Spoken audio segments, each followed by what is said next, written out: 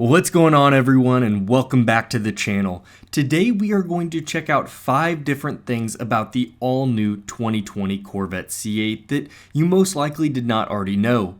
Since the Corvette C8 was officially unveiled on July 18th, I've been keeping up with all of the details surrounding the car. I of course have made many videos over the major topics, but today's video is going to be a compilation of lesser known facts that are still very important. For anyone new to the channel, the reason we have been keeping up with the Corvette so much over the past month is that I am purchasing the all-new 2020 Corvette, and I'm excited with all of you to share what Chevrolet has built.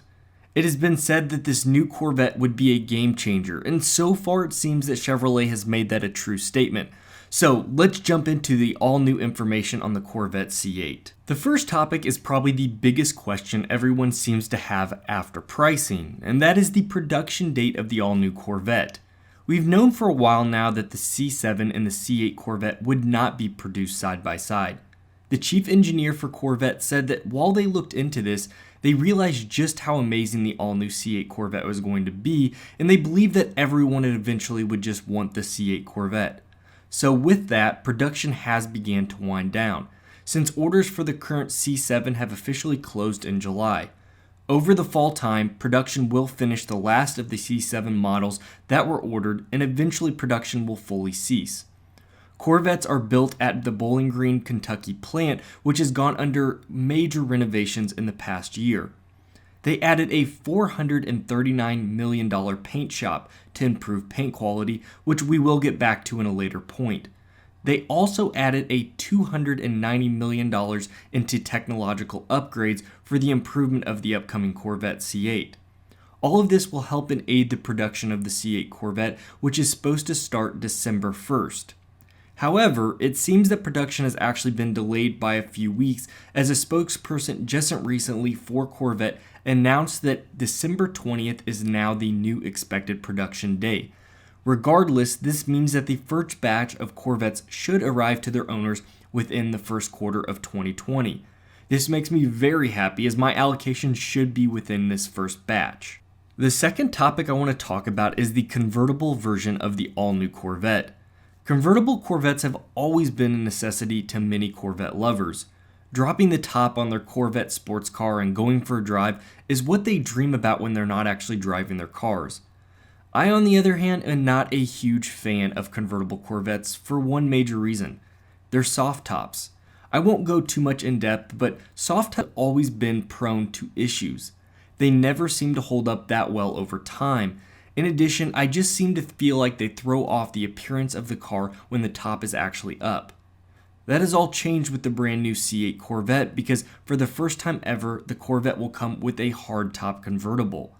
I mentioned in a few videos back that I was bumped up in my allocation standings because several people opted to wait for the convertible in the Z06 variants of the Corvette C8. I think this trend will continue because the all-new Corvette hardtop looks incredible from some of the photos and renderings that we have seen. I actually would consider the hardtop if it wasn't delayed.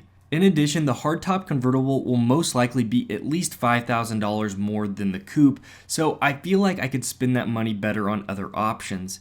The other thing that I do have going for me is the coupe does in fact have a target top, which means that it can be removed, and while it doesn't have the same openness as a convertible, it certainly is a nice feature for a warm evening drive. The all-new hardtop is slated to be up for purchase within less than a year, and some people have talked about possibly 6 months. So the wait time for anybody wanting the model is not that far in the distance. The next topic is all about the paint on the upcoming Corvette. Paint is an important part of a car, especially when you have a beautiful car like the Corvette that gets lots of attention. Unfortunately, the past generations of Corvettes have been plagued with paint issues. Even the coveted C7 Corvette was not immune to this issue. There are loads of threads in the Corvette forums about paint issues. GM has never actually fully acknowledged any of this, but they have seemed to work with some of the individuals that have had terrible cases. Nevertheless, the last thing you want when purchasing your brand new sports car is to have paint blemishes or paint failures over time. As I mentioned before, the Corvette plant just received a major overhaul in their painting department, and my assumption is that this will make the Corvette look so much better in final form. The new Corvette C8 even has 3 new colors: Rapid Blue, Yellow, and Zeus Bronze. On top of this, I saw a comment in the forums from an individual who just saw the all-new Corvette at a local showing, and he commented about the improvement in paint quality over his current C7. This is great news, and I think it gives me hope that picking a less tame color is an okay option, such as going with Sebring Orange. The fourth topic actually deals with delayed options. This is a huge one for me personally because I want this car as soon as possible. I need to desperately replace my current daily driver, and so options that are delayed are an issue for me. And the biggest delayed options actually come from the paint. The 3 paint colors I told you that are new, Rapid Blue, Accelerant Yellow, and Zeus Bronze, all have delayed ordering on them. I was really hoping for a Rapid Blue Corvette as it really looks incredible in some of the local videos that we've seen, but I think that the feedback I have received from many of you, I think I'm going to look into the Sebring Orange option with black wheels and carbon fiber trim. I myself actually prefer the high wing over the current Z51 spoiler, and from what we have heard, we don't have confirmation whether or not that will be a delayed item. Supposedly, anyone taking delivery at the museum cannot have the wing installed before pickup, so it's got to be done at a later time at the local Chevrolet dealer. I will keep you all posted on this later. Now, the fifth and final unknown fact is all about the LT2 engine. As I have mentioned before, the new engine was derived from the previous generation's LT1 engine, but it has been significantly reworked so that it can fit over the rear axle.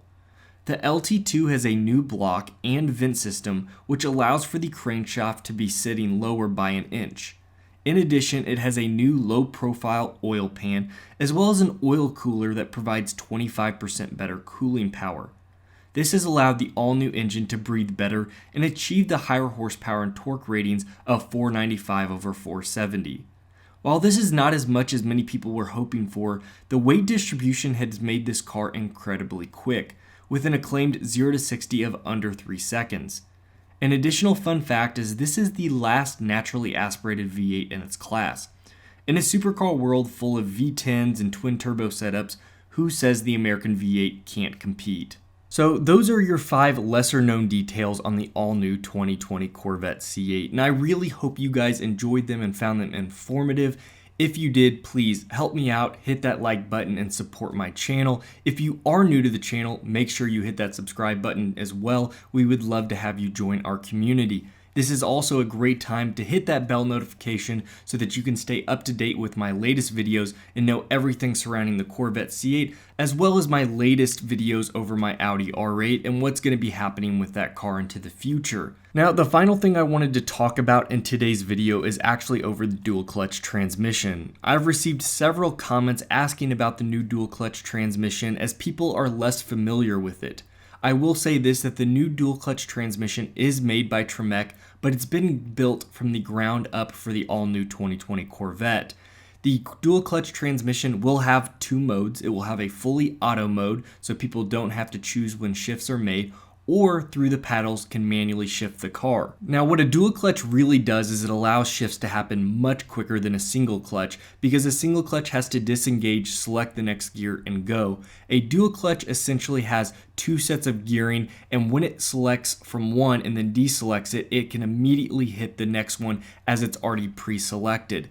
This is where it comes into being very important of the programming, and a lot of people are fearful that the all-new dual clutch transmission will not have as good software as, say, the Porsche PDK. Porsche has been known to have some of the fastest shift times of any car, and really the computer programming is what makes or breaks a dual clutch transmission. With that being said, I do think Chevrolet is probably on top of this and has been spending a lot of time devising the computer programming in their all-new transmission. And the nice feature is, if there is some issues with the dual clutch coming up, it can always be software updated for smoother and faster shift times, which is a huge success. Well, everybody, that takes care of it for today's video. I did want to say a huge thanks to everyone that sent me their C8 Corvette build outs through the visualizer. It was incredible to see all of your guys' kind of renderings and what you guys wanted to build out for the all-new Corvette C8. I received way more than I was ever expecting, so thank you so much for that. I am going to pick a winner, and they're going to receive one of my Full Throttle Drive t-shirts. I will let you all know probably in the next week or so who is the winner, and I'll publish it in probably the next video. But thank you all so much for all the support. You guys are seriously the best. As always, take care. We'll see you next video.